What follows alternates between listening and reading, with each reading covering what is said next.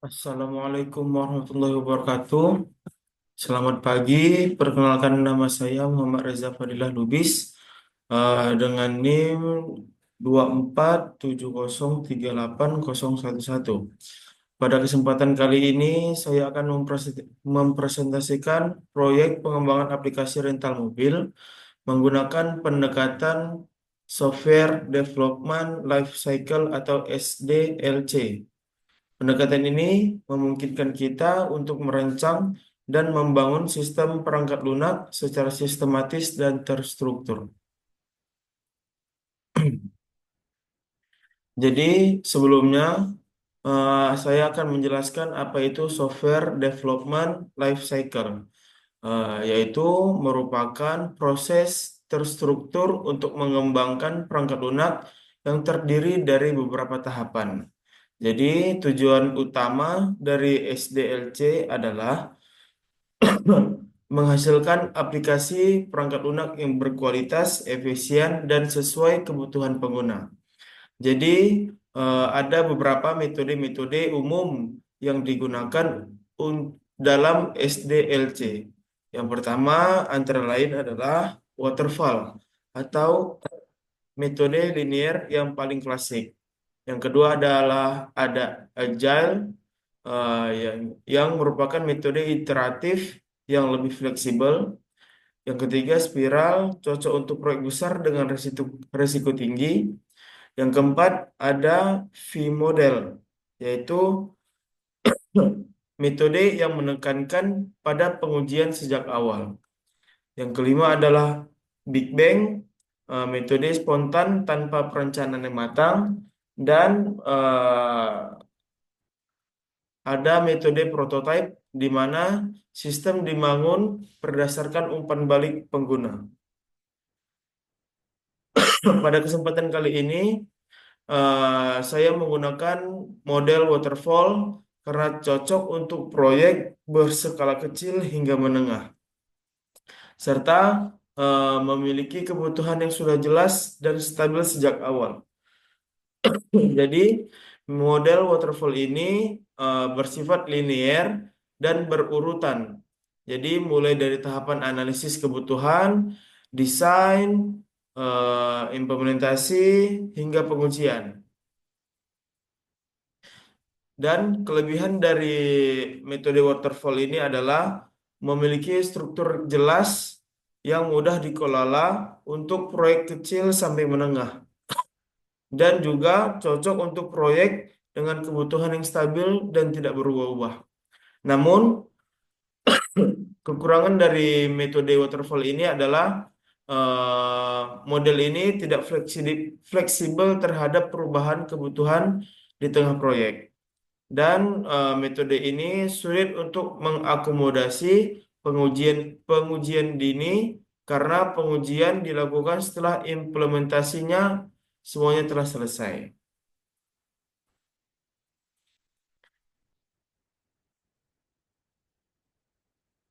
Lanjut pada tahap requirement gathering. Pada tahap pertama adalah mengumpulkan kebutuhan pengguna.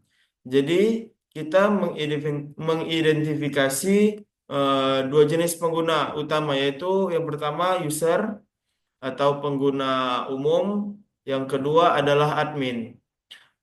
Pada pengembangan aplikasi ini, user dapat melakukan registrasi, login, melihat daftar mobil, melakukan pemesanan rental mobil, dan melakukan pengembalian mobil.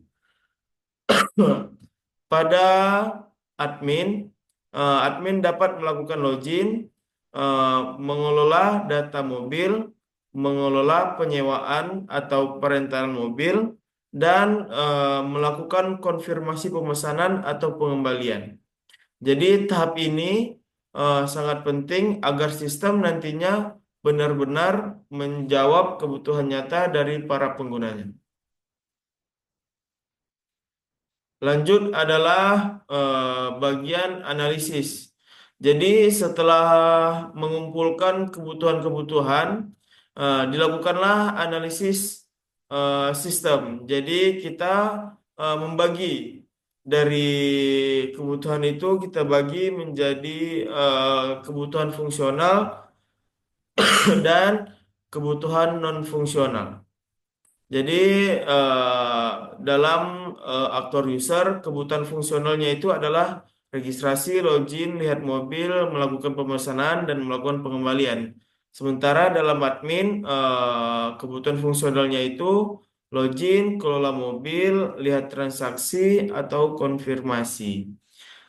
Dalam kebutuhan non-fungsional, aspek yang kami yang saya eh, buat adalah aspek usability. Jadi dalam pengembangan sistem aspek usability ini eh, tidak boleh diabaikan. Dalam deskripsinya eh, aspek usability ini mengedepankan antarmuka yang mudah dipahami, navigasi mudah dan bahasa yang jelas. Tujuannya adalah agar para pengguna merasa nyaman dan tidak mengalami kesulitan saat menggunakan aplikasi rental mobil ini.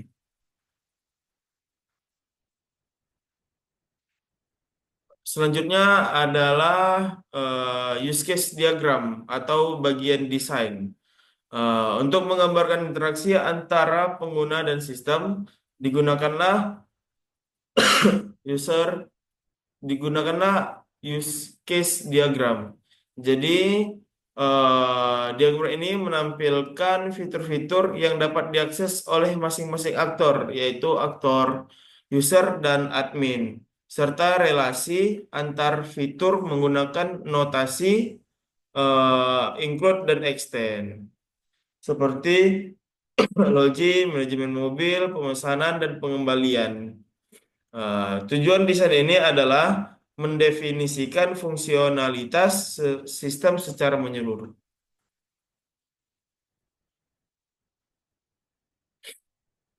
Lalu, detail rancangan sistem. Setiap fitur yang telah setiap fitur yang telah diidentifikasi kemudian dirancang alur kerjanya. Yang pertama itu login untuk validasi user atau admin sebelum akses, pemesanan yaitu untuk input data mobil dan waktu sewa, pengembalian yaitu proses update status mobil. Uh,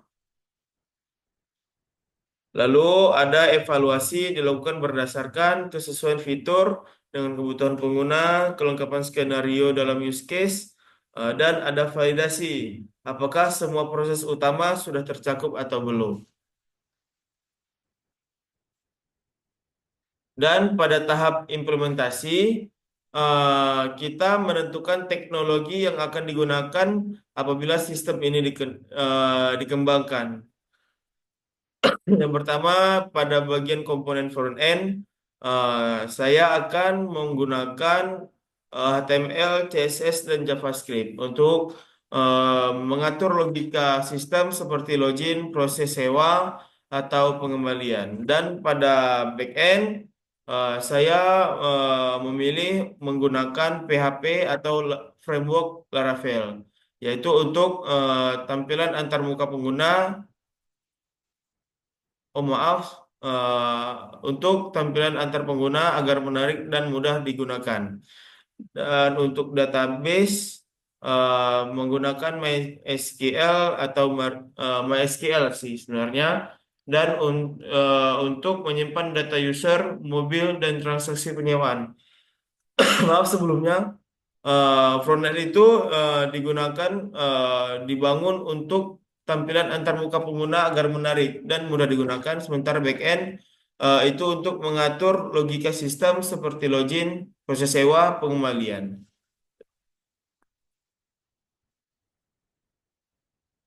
Dan pada tahap testing atau pengujian, saya menggunakan metode black box. Dalam tahap pengujian ini, di mana black box ini dilakukan berdasarkan peran pengguna, yaitu user dan admin. Jadi pengujian ini berfokus pada fungsionalitas sistem dari sisi pengguna. Jadi, setiap fitur diuji dengan input berbeda untuk memastikan sistem memberikan output sesuai ekspektasi. Jadi rencananya fitur yang digunakan, yang direncanakan untuk diuji adalah fitur login bagi user. Jadi contoh input dan ekspektasinya, jika kita menginputkan email dan password, maka ekspektasi eh, adalah berhasil atau gagal login. Begitu seterusnya